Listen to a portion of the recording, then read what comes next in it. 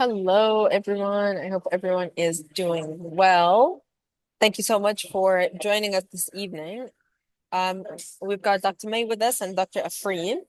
So others, I think, are joining. So we're just going to give them a couple of minutes. I will reintroduce myself for anybody watching in the future. I know you two are, we already know each other, but for anybody else watching, hello, I am Nala.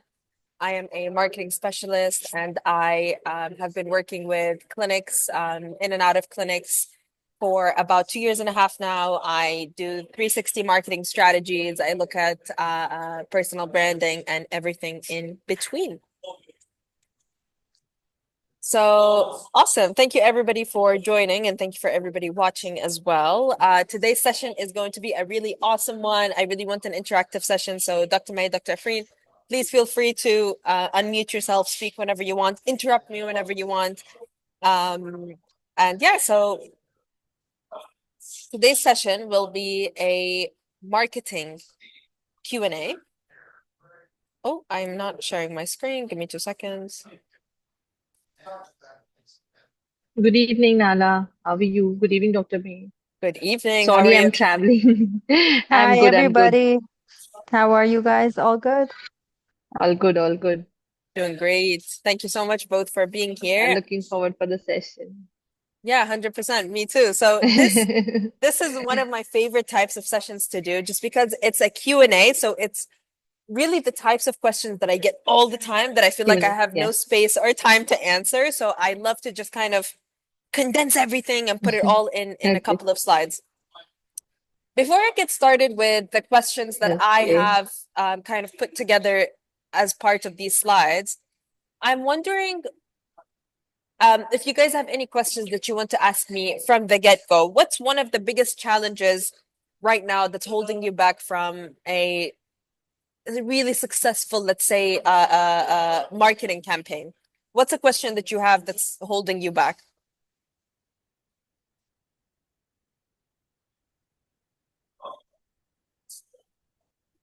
Okay. So Regarding the ad campaign, you are asking the marketing campaigns, the performance marketing, are you asking about that?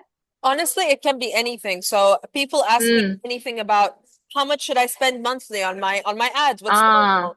yes, yes. Why am I creating social media content and it's not working? So if you have something around those questions, feel free to drop it Yeah. now and I'll address it. Yeah.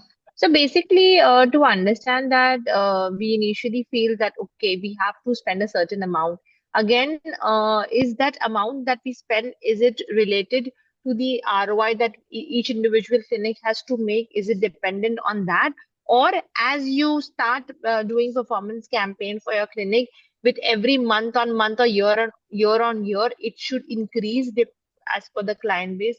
How is the algorithm for that? That's a really, really, really, really awesome question. Amazing question. So the way that your budget is going to work, look, a lot of people ask me, what's a normal budget for me to spend, per campaign or per month or per week or per year? And it doesn't work like that. It's exactly what you Yeah. said, Dr. Frey. It works per ROI. So it's not that you should be looking for an average amount that you're spending per campaign. It should be an average profit or an average return that you're making on that campaign. So a good rule is if you make 3 times what you spend, that's a good campaign. And of course, your campaign can grow, right? So let's say we start at we're spending 1,000 dirhams. Okay, at the Okay. beginning of the year, let's say we up it every quarter. At the beginning of the year, we're spending 1,000 dirhams. By let's say March or April, cool. We've now got a return of about 3 times as much as I'm spending. So then, cool. In the next quarter, what I can now do is I can up my budget. So let's say if I was doing 1,000 dirhams, which is very low, but I'm just giving it as an example. Let's say I'm doing 1,000 dirhams this quarter. Next quarter, I can do 2,000. If I feel like, oh Okay. wait, I'm spending 2,000 but my return isn't doubling the same way that I'm doubling my budget, then something is wrong. Yeah. We need to run a diagnostic.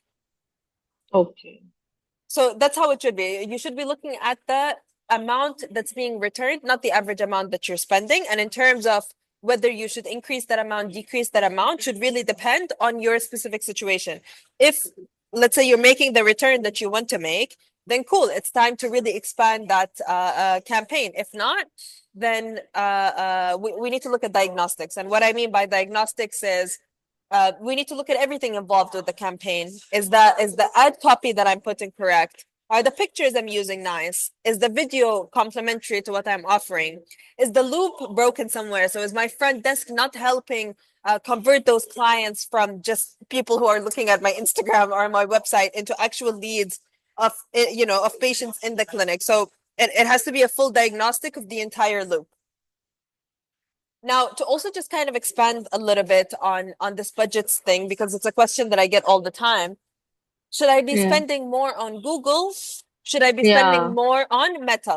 Meta. Yeah. That's a question I get all the time. Yes. So Yes. Yes. look, the answer changes. Okay, so 2 years ago, if you would have asked me, I would have said, look at Google, okay, because Google, so the nature of the way that Google ads work versus Meta, Google ads will essentially be people who are already searching for something that you're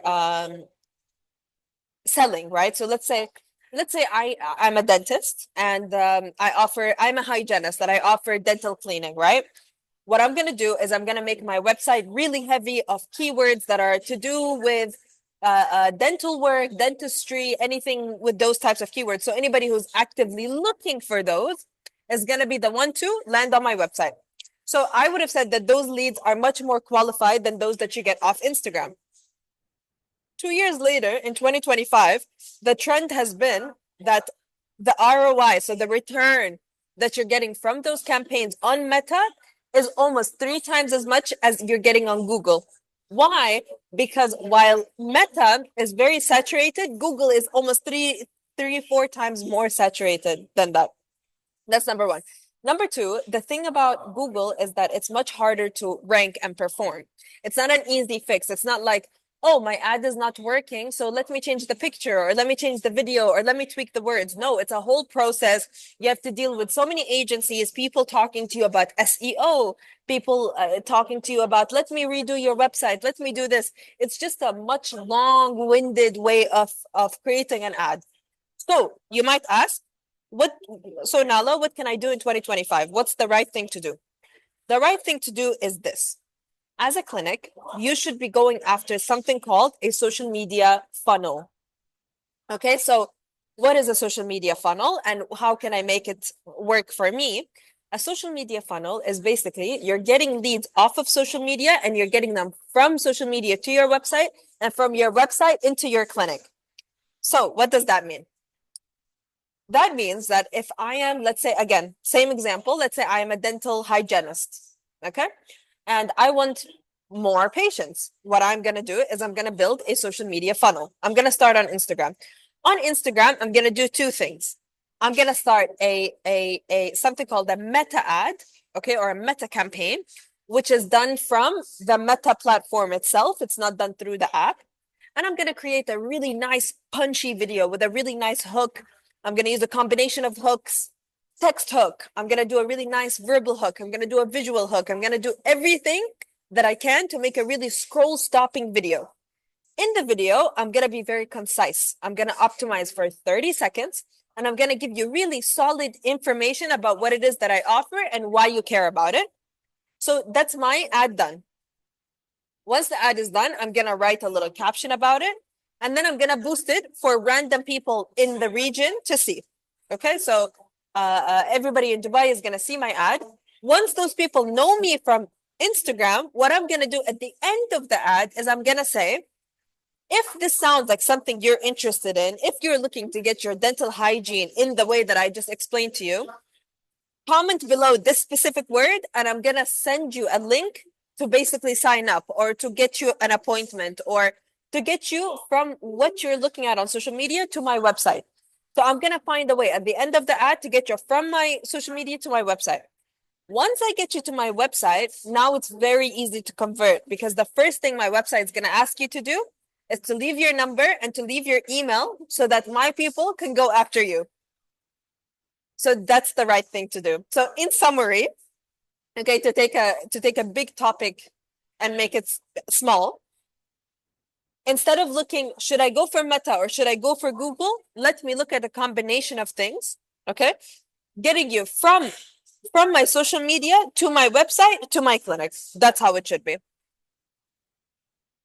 Does that make sense? Or do you have any questions based on Yeah. that?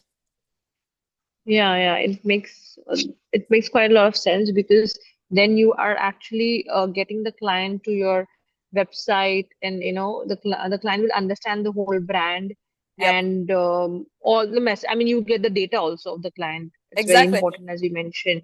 Yeah. Exactly. And the thing is, I don't want to expand too much on this funnels thing because I think me and Servan will eventually do a masterclass on this, but to kind of give you a little bit more food for thought, the only way that the funnel works is if everything works on a closed loop, right? So the patient lands on my social media. Once they go to my website is a modern website. So it's not one of those websites that's like a bunch of text and it's supposed to work for SEO and it's supposed to be this website that ranks really high in Google and all of this. No, my website is actually a really simple, clean website. All it has, okay, is a little text that I need you to read. Then I have a really good video that represents exactly what I do, why you care about what I do, and why you should absolutely come in and what your objections are. Okay, so this video is called a VSL or a value sales letter. Okay, so there's like a whole psychology to the way that your website or the landing page from the social media to the landing page, there's a whole psychology of how to get those people to the landing page and how to actually sell them off of the landing page. So that way you immediately take care of the sale. You absolutely communicate what your brand is, what it is that you stand for, and why you're different than everybody else. And thirdly, you're also building a really good database because you're getting the numbers, you're getting the emails, you're getting the names. And lastly, as a bonus thing, you're getting something called backlinks. And a backlink is basically a link to your website that's somewhere outside of your website. So let's say it's on a blog or it's on social media and people are clicking that link. It actually automatically makes your SEO better in kind of a turnabout way. Let's say on accident, you're improving your SEO. So What it's what are better to backlinks? always Sorry, sorry. So is it I'm always so sorry, better Dr. May. to I'm sorry also I cut you off.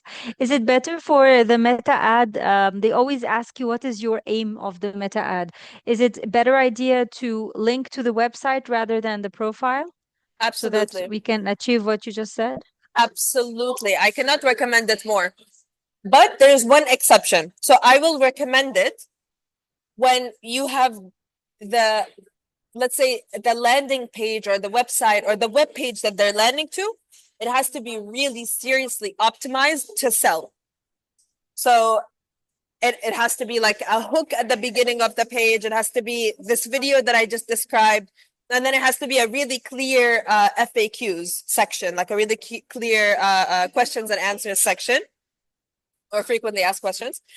Um, so if you have a really optimized landing page, then I would say absolutely go to the website. If you don't have that yet, okay, because it's a little bit harder to optimize that, right? You're gonna need a designer and you're gonna need a marketing person and a copyright, and it's a whole, quite a bit of work to get that done. What I would do is I would then optimize my Instagram page to be very salesy in the sense that I'm not, making every video being like, come see me. But instead, okay, what I'm gonna do if my webpage is not ready for to take people and convert them into sales, what I'm gonna do is I'm gonna make an Instagram page that's kind of like a catalog to my work. What does that mean? That means I'm going to take my Instagram page and the very first video that you see at the top is going to be a pinned video of me introducing myself, introducing my beliefs, and introducing my mission and why you care about it. Okay, so hi, I'm Nahla and I am a pediatric doctor. Um, what I specialize in is, I don't know, lip tie and colic. And my mission is to inform every single parent of all the different dangers that their kids could go through and to educate them on this and to eventually get them into my clinic. So that's the very first video. Then if you scroll down on the page, every single video is going to be a different video discussing all the different treatments that I do. Okay, so this is a very different way of building your social media. It's a way of cataloging the different things that you do. So you only do that if in case you cannot get your web page to work for you in time. I would say build a really nice landing page on Instagram and send people to your Instagram page. Does that make sense? Yeah, it does. Okay, perfect. And then Dr. Afrini also had a question. I wanted to ask about backlinks. Can you just give a little brief about it? Yeah, so a backlink is a type of link of your website URL, essentially, your website link. Okay. So let's say my clinic is called thehappinessbird.com. That's my link. Let's say I want the Happiness Bird clinic to rise to the top of Google. There's so many different things that I want to do, right? In order for me to rank really well on Google. Okay. Excuse me. I want a page that loads quickly. I want a page that people are spending a lot of time on. I want a really pretty page, etc. But one of the most important things that I want is backlinks. And backlinks is when this link, my URL, theprettybirdclinic.com, is in other places. So maybe it's on some Telegram groups. Maybe it's on some WhatsApp groups. Maybe it's on my social media. Maybe it's on other people's social media. Maybe it's on a blog. Anywhere that this link appears anywhere else on the internet other than my website, and someone ends up clicking on it, it improves how well my website performs. So the easiest way to do that is to create an ad that then tells people that I'm this clinic, this is what I stand for, this is my website, and click this link basically to go there. So that's what a backlink is, and that's how you increase backlinks.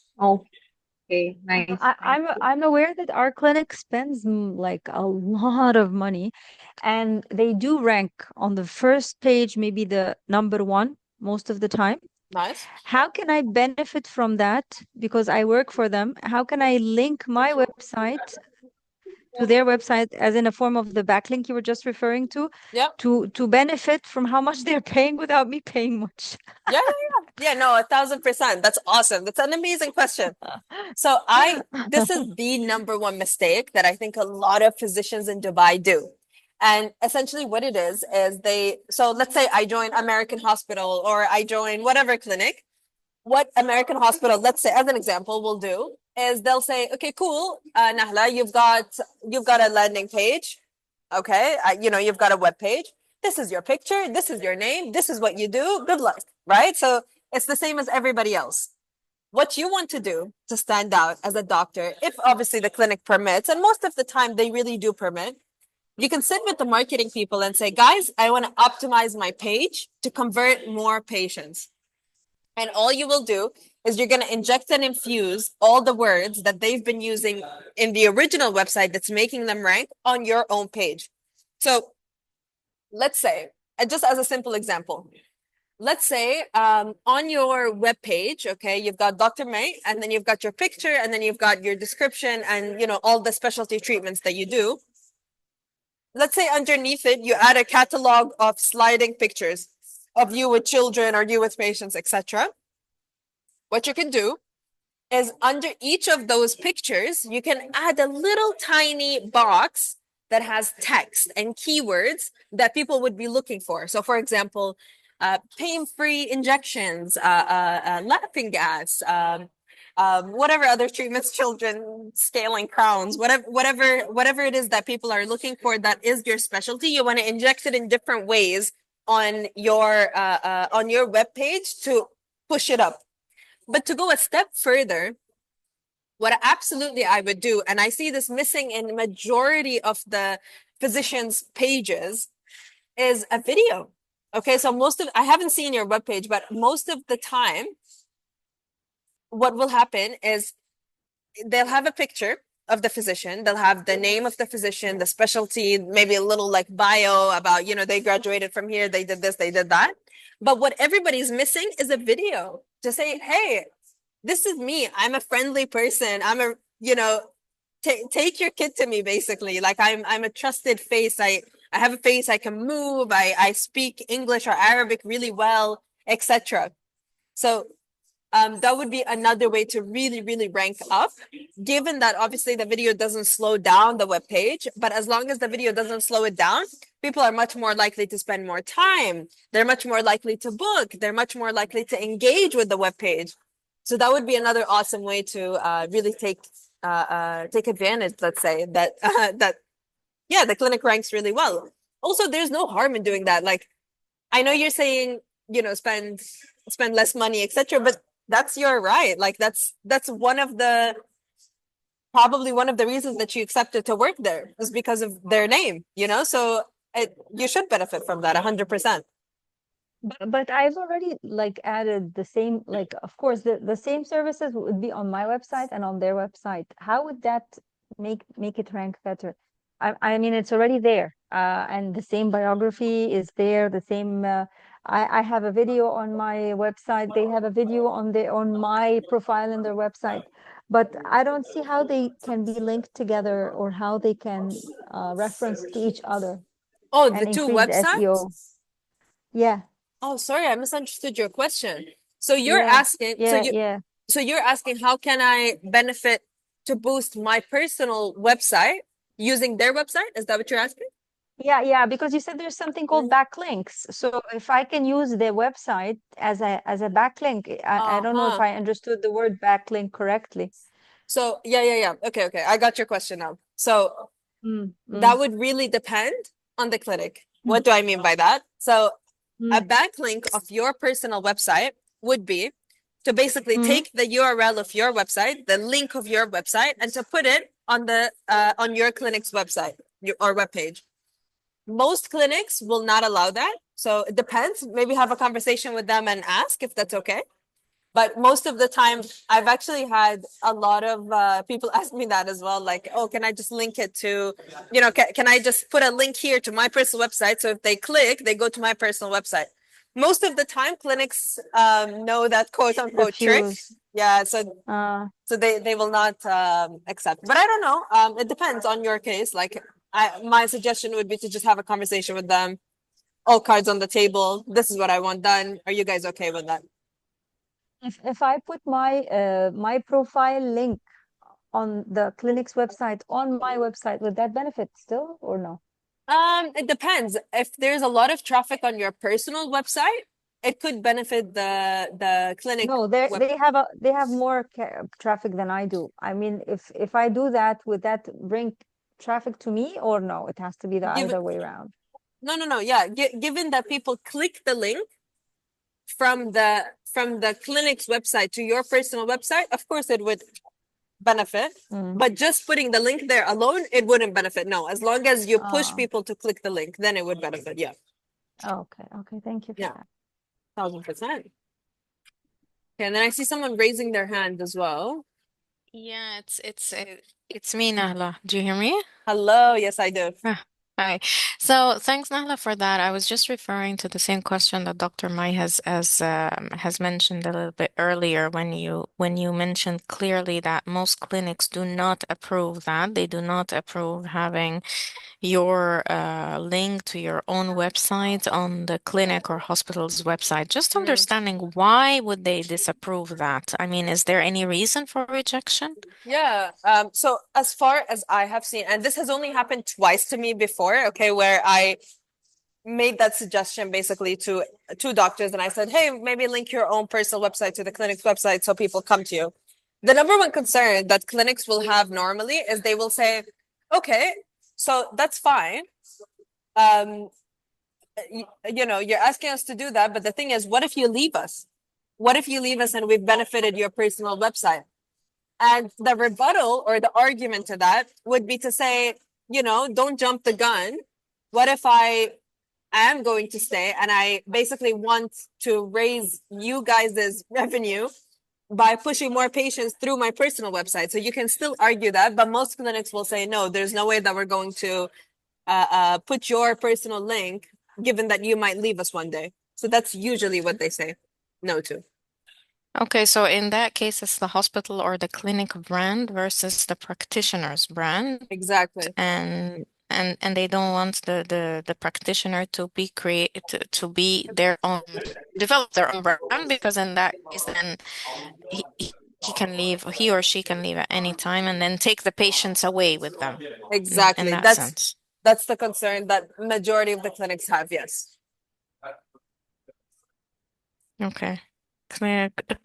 And thanks for doing for mentioning this. Although I see that especially in this part of the world, if I'm not mistaken, many people are connected to the practitioners, whether it's the doctor or the therapist, in person, and they move with them actually. Yeah. So I think that's probably why there's a lot of distrust here, like in the sense that clinics here are much more nervous. Clinics and hospitals are much more nervous about having patients leave them, to the point where they will do crazy things. Like they'll tell clinicians, don't put your personal number on your business card, or don't put your personal website on our website, so they're very, very nervous about it. It still happens anyway, but I think it's just their way of protecting themselves, I suppose. Okay. Interesting. Thanks. Yeah, absolutely. Amazing. Any other questions so far? Amazing. Okay, so then let's move on to some of the questions that I had kind of collected off of what everybody else is asking in general. So, how can I build a strong personal brand as a cosmetic dentist in Dubai without coming off as too self-promotional? This is probably the number one question that I get, not just from cosmetic dentists, not just from aesthetic doctors, but literally every single doctor that I've said, doctor, you need to get on Instagram and you need to get on TikTok. Everybody's like, no, I'm gonna be salesy. I'm a doctor. I'm this. Look, never in my life will I tell a doctor, come on social media and act like an influencer. Say crazy things, do crazy trends, come and dance, come and sing. I will never in my life do that. I think, at least so far, I haven't done that. We'll see. But building a personal brand on social media is not just about sales. Okay. It's about showing people what it is that you stand for. Building a personal brand on social media is showcasing your why. Okay, why do I do this? It's also about showcasing how you do things. So on social media, I would never tell somebody to say, hi, I'm Dr. This, and these are my services, 1, 2, 3. No, instead, what you want to do and how you can build a strong personal brand as a doctor without coming off self-promotional is by teaching. So you want to add experience, you want to add insight to your content, okay? So I would never want to come on and say, hey, I'm a chiropractor and this is what chiropractors do. No, instead I'm going to say, hey, did you know that your brain and spine are two connected organs that constantly talk to each other? Did you know that chiropractic helps ta ta ta ta ta? So that's how you do it. You educate first, and then you show why you do things, and then you show how you do things. Does anybody have a follow-up question on this question by any chance? Again, by the way, guys, feel free to completely like interrupt me halfway and just talk. That's completely fine also. Cool. So I'll just keep going. So should I promote my practice under my own name or create a separate clinic brand? What works better for a doctor's reputation, especially in the GCC, Saudi, Oman, Yemen, Dubai, UAE? So this is a really interesting one. A lot of doctors will come to me and they'll say, why should I build my own personal brand? My clinic has a really nice marketing team. They're the ones running my ads. They're the ones editing my videos. They're the ones filming, telling me what to say. here's the thing about personal brand. Personal brand is personal. Okay, so the way the psychology of sales works is people are much less likely to buy from you as a brand than as a name, as a person. Now, and I'll give you a very kind of interesting example to prove that what I'm saying is absolutely correct. Look at makeup and the way that the makeup industry has evolved over time. So before, the way that the makeup industry used to be, it used to be all kinds of brand names: Fenty, Maybelline, Dior, Chanel, I don't know, all other billion makeup brands. Look at the way it is today. You've got Kat Von D, you've got Huda Beauty, you've got Charlotte Tilbury. Everybody is building a personal brand first, right? So what they're doing is they're creating an identity to themselves as an influencer, as a person, as somebody with kind of respect and a following on social media, and then they're selling and promoting to actually get bums on seats. So my advice to this is sure, you can definitely rely on your clinic to do some of the pushing, right? Especially when it comes to ads, especially when it comes to things that need direct money. What I would suggest though to do is to definitely begin working on your own personal brand separately. Okay, so on your own separate Instagram, make organic content, make some carousels, really try to make some noise on your own. And I will also prove what I'm saying by one more thing. And I know that Servan has experienced this as well. Or yeah, I believe it was Servan who agreed on this, or it might have been Dr. Magda if I'm not wrong. But essentially what we observe, or what I've observed, is doctors that run their own ads and interact with their ads leads are much more likely to get bums on seats than doctors who have clinics run their ads at the front desk to take care of their leads and ads are. So doctors who rely more on the front desk are much more likely to get bums on seats than those who take it into their own hands. I'm not sure what it is. I'm not sure if it's the psychology of people directly speaking to the doctor versus the team. I'm not sure if it's because the team doesn't care about the leads as much as the doctor does, but it goes to show time and time again that when you take care of your own personal brand, when you take care of your own leads and your own ads, you're just much more likely to succeed. I wish I had an exact explanation as to why. It just is the way that it is. So let me know if anybody has any questions regarding this. I know this was a really hotly asked one. My clinic is already doing this, so why should I, spend my own time and energy doing this as well?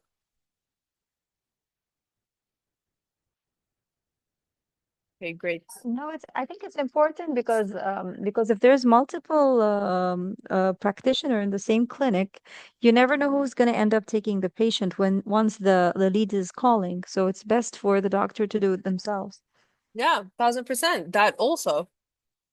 1,000,000%. And I mean, when you're building a personal brand, there's just so many brand pillars that you want to touch, and you're the person with the patients first. It's not the marketing people. So you know what your patients are asking all the time. You've got stories and things that have happened to you with your patients. So how much more interesting is it to hear directly from the doctor than to have, a marketing person who's not directly involved with the leads to then tell you, doctor, this is what I think your patients are looking for. No, it's actually the other way around. Doctors are the number one marketeers, better than marketing people, because they're the ones who are in direct contact with the patient. So they know exactly what the patient is looking for.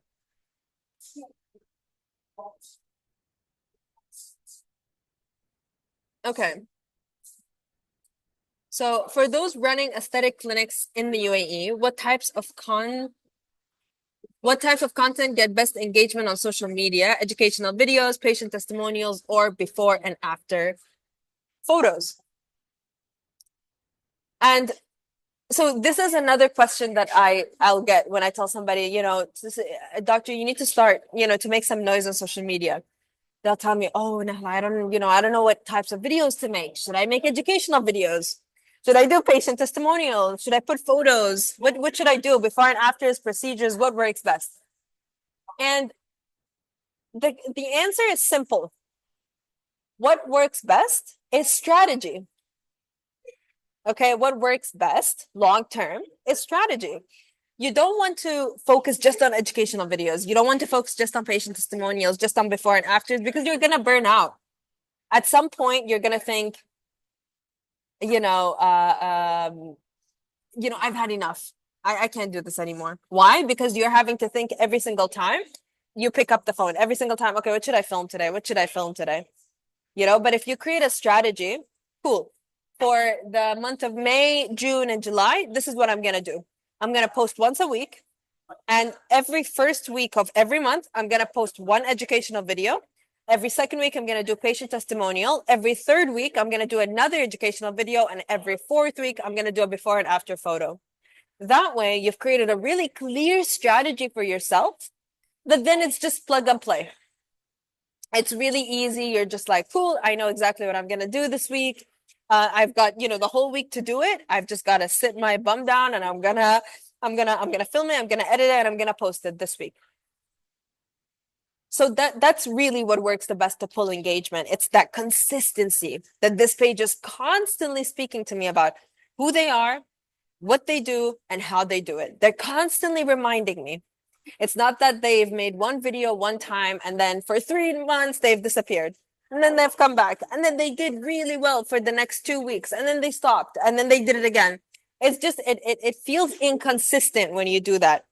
So instead, what builds engagement, not gets, but what builds engagement, what engineers engagement is consistency.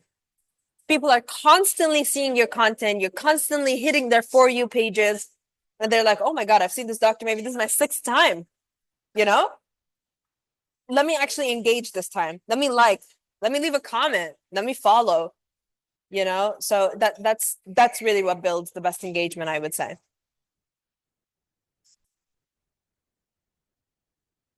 Any questions based on that?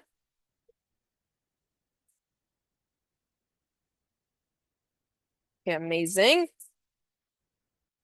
Oh, okay. How should I handle negative reviews or comments about my clinic online? Is it better to respond publicly to defend my reputation, or address it privately or offline? This was a very interesting case. I had a doctor whose video got 3 million views on TikTok, and they were like, oh my God, the video is great. I'm getting a bunch of leads from it, bunch of followers. One problem, I'm getting a lot of negative comments. People are calling me an influencer.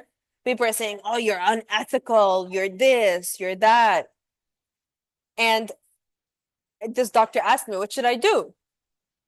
Should I respond to it publicly? Should I defend my reputation? Should I tell them, no, I'm not a fake, I'm not this, I'm not that? Should I address it privately? Should I just send them a DM and say, like, what do I do? I said, doctor, first, you've got to treat it as a joke, because anything negative on the internet is a joke. If somebody had something serious to say or something genuinely negative about you, they're going to privately DM you, or they're going to take lawful action if it's really, really serious. Also, that's number one. Number two, if you're making social media content and you are well confident in yourself that you are an ethical doctor who isn't promoting negative things on social media, you're not saying false things, you know that what you're doing is right, there's no reason for you to get on the defensive. There's no reason for you to then go into the comments and start really like making yourself look on the offense, on the defense. What I would suggest doing is, if the allegations are very serious, that somebody is really saying some heinous things in the comments, is to just respond to the comments. So that's exactly what that doctor did. There was one really, really bad comment that said something like, all doctors in Dubai are awful doctors and all they do is promote their stuff, So what we did is we took it up to TikTok again. We put the comment on top of the doctor, and he very publicly, very proudly read the comment. Guys, this is so unfair to say. This is completely false, you know. Not all doctors in Dubai are like this, number one. Number two, he defended himself without looking like he's on the defense, and he did that in two main ways. Number one, he addressed it publicly. Number two, he took a very comedic tone with it. It wasn't that, oh yeah, I can't believe that people are leaving comments like this. This is really awful. And kind of a bonus one is he wasn't going into the comments and replying to every single negative comment and saying, oh, you know, no, I'm not that type of doctor, or no, I'm not like this. So I'm not sure if any of you have dealt with negative reviews or comments before, but if you have, maybe just speak up and tell us what you ended up doing, because it also is a case by case situation as well.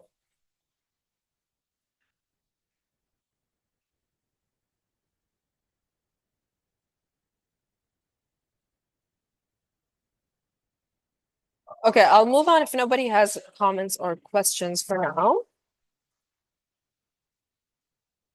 Cool. Patients keep trying to reach out to me via my personal Instagram or Snapchat.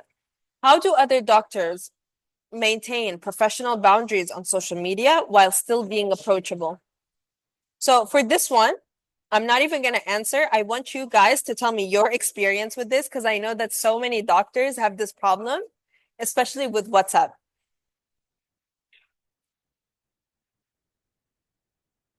Have you guys experienced this, that patients are trying to reach out to you all the time? Yes, it happens. For me, I don't answer after 8 p.m. Like I answer from 8 a.m. to 8 p.m. You know, patients would message me 1 a.m., 2 a.m., Yeah. 6 a.m., it's crazy. So I don't like, I just answer, even if I'm online at the time, I would not answer that. I would just leave it within the like normal office hours. Yeah, nice. Nice. Exactly. That's exactly what I tell all of the doctors that ask me this. I just say, ignore them. So a lot of the time, what a lot of doctors end up doing is they actually share their numbers across to patients, and then they get bombarded by the WhatsApp messages. You know, there was one doctor who had over 300 notifications that are unread. And I said, Doctor, why are you sharing your WhatsApp number? So thank you for that, Dr. Shiva. That was amazing. So one way to deal with that is to just answer within office hours. The other way to do it, which is the way that I always recommend, is don't share your WhatsApp number or your number, share your Instagram. Why? Because it does two things. One, on Instagram, you're actually able to draw boundaries better, because you can make your account a creator account, you can archive, you can make some pages primary, some pages secondary, and you can really kind of divide between personal and non-personal. That's number one. Number two, by sharing your Instagram and not your number, you're actually promoting your Instagram. So you're promoting your services, you're gaining followers, gaining views, gaining likes, etc. So that's what I would personally do. I don't understand the question. You mean to the personal accounts, but for medical reasons, right? That's what you meant by your question, right? Yeah, so the question is, people constantly keep messaging me on WhatsApp, Instagram, Snapchat, and they're going to my personal, for example, or they're going to my personal number. And the reason why they're doing that to begin with is because you're sharing your personal Instagram or your personal number. So my solution to that is just to kind of, obviously, if you have a doctor Instagram, that's the perfect scenario. Only share your doctor Instagram. Don't share your personal Instagram, and don't share your number. That would be my advice, but obviously it's a case by case depending on the doctor as well. For Snapchat, it's also the same thing. Like you can have follow, you don't need to accept everyone. So they don't see that you open their message or you responded unless you want to. So it's kind of quite, you can draw the same boundaries as Instagram. And for me also, I have a personal Snapchat and then I have one for work. Nice. That's it. Yeah. Yeah, the hack is just to create the professional one, because I mean it's two birds, one stone. Like I feel like it's promoting your services, by promoting the page, but also it's drawing boundaries. So that's the perfect solution. Okay. Here's an interesting one. How do you grow your word of mouth? Okay, so I ask a lot of doctors, doctor, what's your number one marketing channel? What's the best way you're getting clients? Oh, people love me, so they tell others. Okay. And is it consistent? I'll ask. Oh, some months is better than others. Some weeks are better than others. Sometimes I don't get any referrals. Sometimes I get a lot of referrals. So word of mouth is probably the best marketing strategy out there. It's the best way to market yourself because people trust people, right? If my friend comes and tells me that cosmetic dentist did the best set of veneers I've ever done in my life, I'm gonna be like, cool, I'm gonna trust them and I'm gonna go to that doctor. So while it is the most efficient marketing stream, the problem is how do you grow it, right? How do you get more people to talk about you? So there are definitely a bunch of ways that you can grow your word of mouth. Obviously, I'll just quickly name the obvious ones. Obviously, you have to be a really good doctor. You have to be really friendly. You have to be a smiling doctor who stands out, who has really good conversations with their patients. But these are the obvious ones, right? Like just be a good doctor, obviously. Everyone knows this. Everybody in Invictamed is an amazing doctor. So this goes without saying. The other more creative ways to build your word of mouth, and actually, I'm going to name another kind of obvious one as well. Maybe not so obvious, but in order for word of mouth to grow, all of the patient's touch points need to be really positive. So from the moment that they hear about the clinic, so the Instagram or the website experience touch point has to be really positive. Okay, so from the moment that they send the message, they're not waiting for 7 years to get a response. They're not getting the wrong response. From the moment that they enter the clinic, it doesn't smell bad, the clinic, it smells great. The girl, the receptionist, the receptionist is really lovely. The doctor, obviously, the consultation goes well. The nurse is really lovely. When they come out, the payment is really smooth. After that, they get a really lovely message. Thank you so much for visiting the clinic. No bombarding with WhatsApp. So one of the best ways to grow your word of mouth is to work together as a team at the clinic. Because the patient, most of the time, doesn't just view you as the doctor, they view you as the doctor from X clinic. So if their experience was negative in any way, even if it wasn't impacted by you, a lot of the time they're much less likely to tell others, right? Go to that clinic, that doctor is great. Because they had a quote unquote negative experience that overshadowed all of the positiveness that was actually a part of their consultation. Now, the way that humans function, unfortunately, is they focus a lot more on the negative than they do the positive. So even if they had a really positive experience otherwise, but one reception girl spoke badly about them and they heard it when they were going to the toilet, that's all they're going to think about. So definitely another interesting or another really good way to boost your word of mouth is to make sure that the entire touch point is smooth sailing. And a lot of doctors ask me, okay, Nahla, that sounds all great, but how do I make sure that the entire loop is closed? How do I make sure that all the touch points of the client or the patient are smooth and everybody's really lovely? What you do is you inject a false test. So let's say you get your daughter or your cousin or your friend to just pretend to be a new patient. And I know it sounds really long-winded and it sounds like, what the hell, I'm not going to do that. But it's probably the best way to find out if your entire closed loop is closed. So Invictamed also has some team members that can help in doing this. And you can definitely set up a consultation with Servan if it's something you're interested in. But a closed loop is probably the number way to make sure that you're not throwing your money into marketing, that your patients are not coming to the clinic and never coming back. It's the easiest way to diagnose where the little problem in the loop is, and is the best way to grow your word of mouth. Another way to hack your word of mouth marketing is to create something called referral schemes. And referral schemes can happen in many different ways.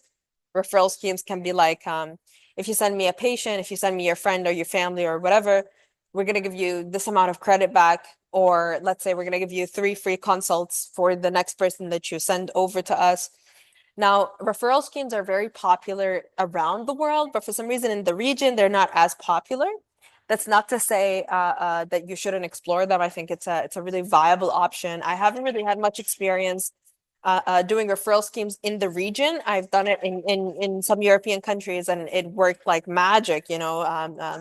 Some clinics in Europe, they have apps just for the referrals. So every time you refer a friend, you get an automatic message, and it's like a really big deal outside. But in the region, it's not yet something that's fully developed. But referral schemes are probably the easiest way to hack your growth in general as a business. You can triple, quadruple your revenue easily with referrals, because your loyal customers become your personal they become your personal walking ads, basically. Do So you think like a coupon or a paper or a referral card would work better, or just saying it? no, How should we do it no, so no, it's consistent? it would definitely have to be like solidified. I wouldn't say a paper because it's a bit old school. You can, it's not wrong, but I would say that an email is probably better, or a message, right? So to say, hi, Miss Whatever, thank you so much for visiting our clinic. We would love if you could tell a friend, and if you do, this will be your reimbursement, essentially. In an email is probably the best way. It's also not wrong to train the front desk to tell people that, hey, by the way, be expecting an email in case you're for a friend to da da da da da. So it's not wrong to say it, and also to send it as an email. So that's how I would do it.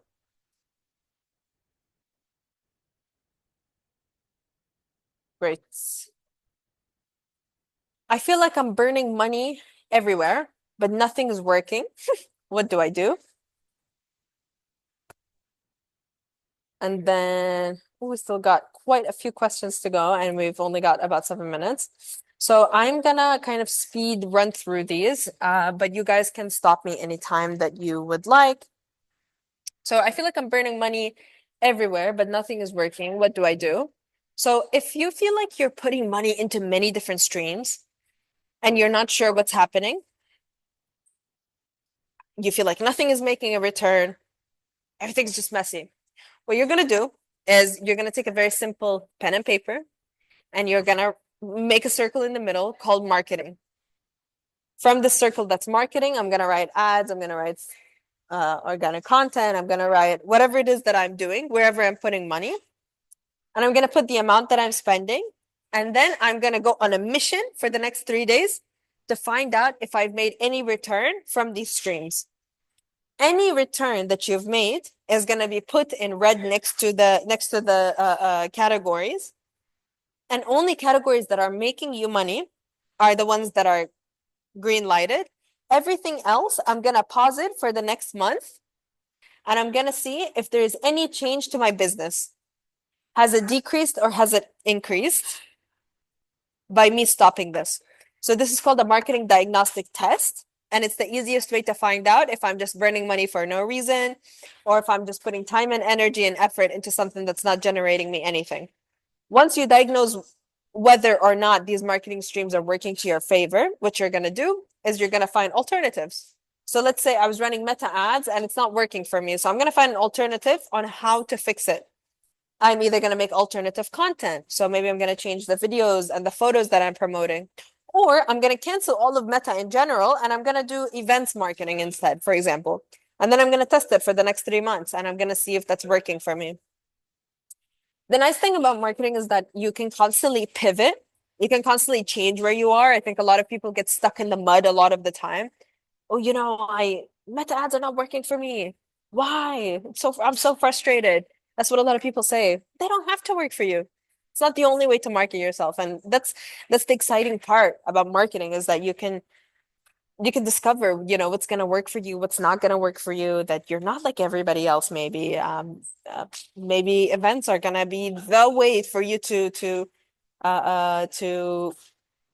skyrocket your business. Maybe organic content, we always say you're always one video away from your next viral content, or video. So keep trying different marketing streams, keep pivoting, stay excited about it. Don't feel like it's a burden or nothing's working, I'm just burning money. Don't burn money. Take it slow and keep pivoting. That would be my advice here. Will it ruin my brand if I do trends? Short answer, yes. Long answer, no, because it depends on what people mean by trends. So a lot of doctors will come to me, oh, Nahla, I'm not performing organically, but I don't want to do trends because it's gonna ruin my brand because I don't want to be dancing and singing on TikTok because I'm a doctor and I'm very serious. And I'm like, please don't dance, don't sing on TikTok. I agree.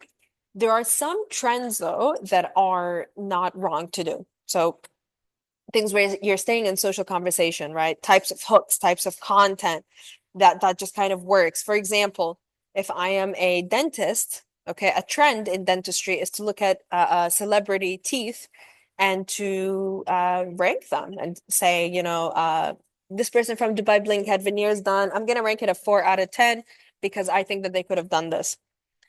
And I know some people have their ethical issues with that. So that's just one example. Another example of a nice trend is to just kind of use trending music. So you're speaking about something, and in the background, there's this soft trending sound. What happens with trending things is that we see them on our social media all the time. It's something that we're familiar with, we hear all the time. So even hearing a hint of it in the background of a doctor video, it actually pulls us to stop scrolling and to watch for a while, just for the sake of familiarity alone. So that would be the way to follow trends, to do it subtly, to do it in a way that's unnoticeable, undetectable, not super in your face, like I'm following trends and this is how I'm gonna perform. Other than events, this is going to be the last question I'm going to do today. Other than events, what other non-digital marketing can I do? Beautiful question. So events is probably the best non-digital marketing channel that you have. Other non-digital marketing streams that a lot of clinics and clinicians forget to do is in-clinic marketing, right? When people are sitting on the coffee or when people are sitting in reception and when people are going to get their coffee and when people are checking out, these are all periods of opportunities to market, right? So if I'm sitting in a clinic and I'm bored, yeah, I'm gonna be on Instagram a little bit. I'm gonna be on TikTok. Maybe I'm gonna message a couple of friends. But there will be moments when I'm just sitting there watching. Maybe my eye will catch the TV. Maybe there's like a couple of brochures in front of me. Maybe I'm making my coffee and I see this little photo of something that I didn't know the clinic had. When I'm paying, when I'm talking to the receptionist, maybe there's a brochure that I see that catches my eye. So these are all things that I think a lot of clinics either don't do at all or overdo. Okay, so with in-clinic marketing, you want to really find a balance. Okay, you want to strike a balance between overdoing it and not doing it at all. You want a little bit of subtle marketing. You want the TV to show all the different doctors that we have. You as a standalone doctor, you want to be on those TVs. You need to make sure that you're in those brochures, that you're by the coffee machine, that you're by the water cooler, that your promotional campaign is represented well in reception. You need to make sure that your name is very well represented to the entire clinic's patient base, not just your own patient base. So if somebody is coming to see my colleague, especially if they're not a competitor of mine, let's say I'm an esthetician and my colleague is a beauty therapist, her clients might be interested in my clients and vice versa. So both of us need to be very well represented in those and in those kind of marketing potential areas within the clinic. So that would be the best other non-digital marketing tool that I can employ. Does anybody have any questions based on that or anything else that we've discussed today?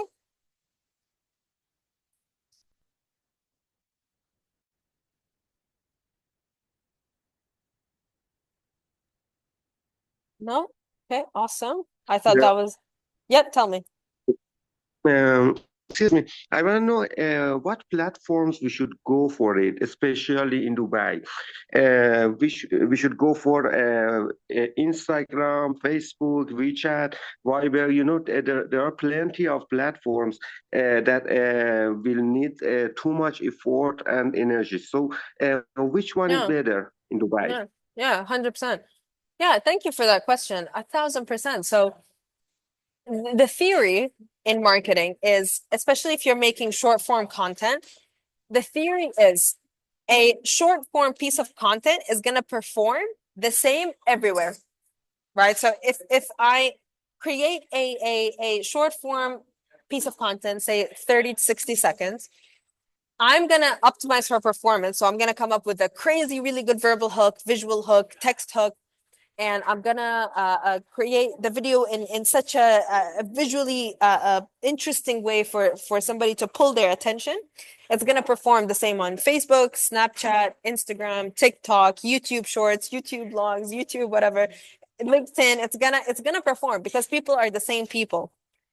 So my advice would be to post your content everywhere because people are people and they're scrolling everywhere. Now, this is to say social media content. There are a couple of things that you can optimize for different things. For example, you mentioned WeChat. Now, WeChat is a completely different game, right? That's like used by a completely different single nationality. So for that would have to be a completely different marketing campaign. It depends really where you are business-wise.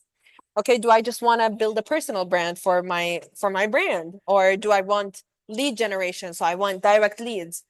It really kind of depends on your marketing strategy and where you are. But in general, if you're just creating organic, short form social media content, the theory is if it works on one platform, it should work on all other platforms. Okay, thank you so much. Thank you.